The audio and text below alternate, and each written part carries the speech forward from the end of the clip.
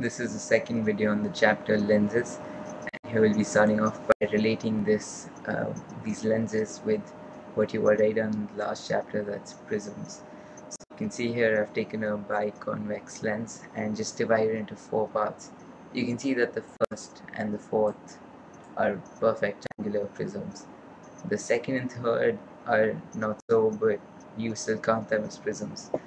What you're going to do is just first draw the principal axis. Just go straight across like this. Principal axis.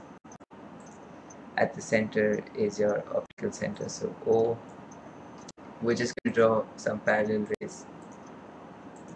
So say it's like this.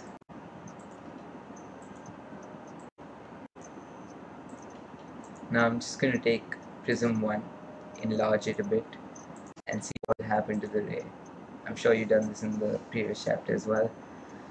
So your normal is like this. Now it's going from air to glass. That means rarer to denser. So it's going to go towards the normal.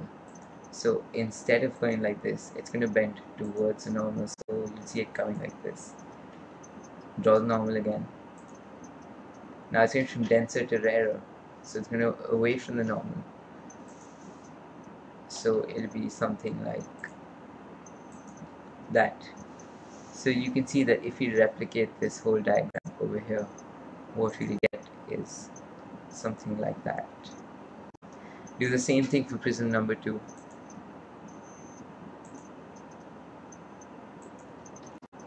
For 3 it'll be the other way around, so you're going to see it go above, and for 4 again the opposite. So you'll see that all of them converge at one point. Now let's just name this point, say A over here. Now coming to concave lenses, you can do the exact same thing. I'm not going to do it step by step, but what you're going to get if you do it like that, you're going to get 4 prisms like this. When you draw your light rays, you're going to see that they all diverge. I've done them all parallel right now. Let's take the first prism first. So what's going to happen to it is that at the first surface it's going to go a bit up, second surface it's going to go further up. You'll see something like this. Same thing for number 2, except it won't deflect such a large angle. Now for number 3, it's below the principal axis. Remember that the principal axis is somewhere here. Since it's below the principal axis, it's going to move away from it because it's talking about diverging. So it'll go like this, below. Fourth prism, it'll go further below. Now you can see I should draw my principal axis over here. So you can see that the rays are never going to meet. They're all going in different directions. So they're not going to meet. But what they do is appear to meet. If you trace all of them backwards, these will come somewhere here. I haven't drawn a perfect diagram, just a rough thing. So definitely they won't meet if you actually draw straight lines. But it can be something like this. We can name this point A over here, just like we did over there. So in convex lenses, the rays always meet because they're converging, they're coming towards each other. In concave, they're going away from each other, they're diverging, but they'll just appear to meet behind the lens at this point A. Now you have 2 definitions here: first principal focus, second principal focus. Up till now you've only been doing focus, but first principal focus is just a point on the principal axis such that the rays that are coming from it or appear to meet at it become parallel to the principal axis after refraction. So you can see that if I take a point over here, say in the convex lens, I make a line here, it's going to converge a bit and go parallel like this. if I do the same thing here, I get something similar. This point that I've drawn is actually your first principal focus. From this point, whatever rays go onto this lens, they'll all emerge parallel to the principal axis. This is your first principal focus. We denote it by F1. Now this is for convex. When you come to concave, we look at instead of the point where the rays are coming from, we look at where they're appearing to meet. So if we define first principal focus, we would say it's the point on the principal axis such that the rays that appear to meet at it become parallel to the principal axis after reflection. So same thing we do. I'll take another color here. Say we have a point here, and so let's take a few light rays like this. This will be parallel, again parallel, and the other two are also going to be very similar. So in the case of concave, this is called F1, the first principal focus.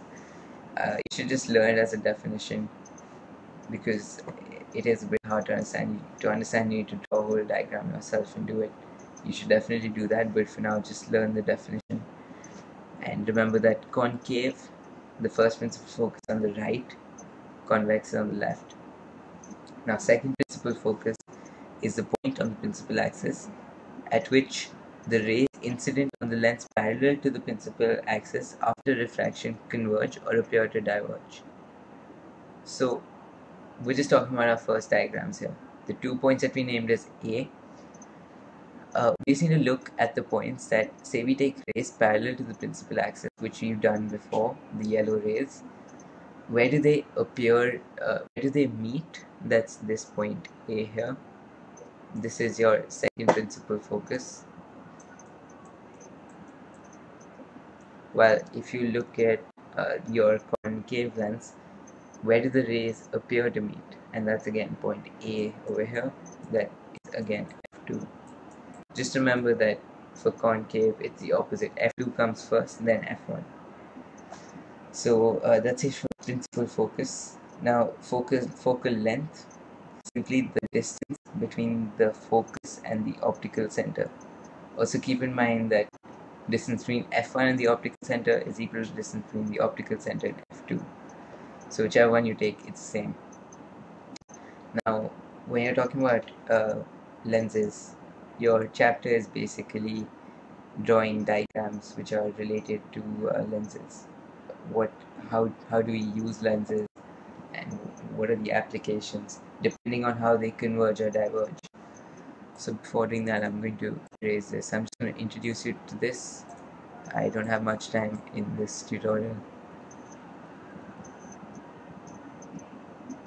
So there are a few rules, very simple rules, which you need to know before you start making diagrams. Okay. Firstly, convex lens here.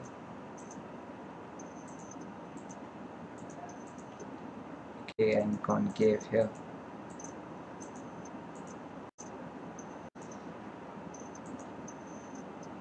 The first rule is that say you have your F1, so for convex on the left, for concave goes on the right.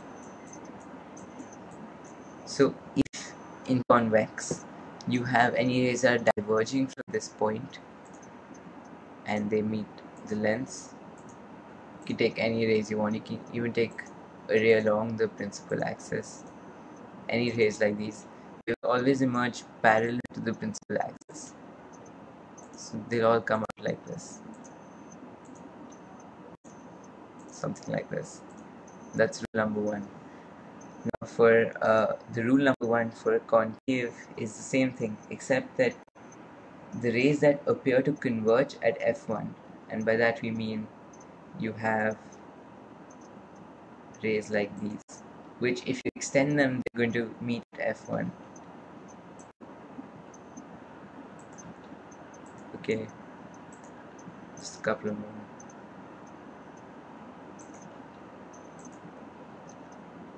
So all of these rays which appear to meet at f1, if you extend them, they will meet at f1. They will all go parallel to the principal axis after refraction, like this.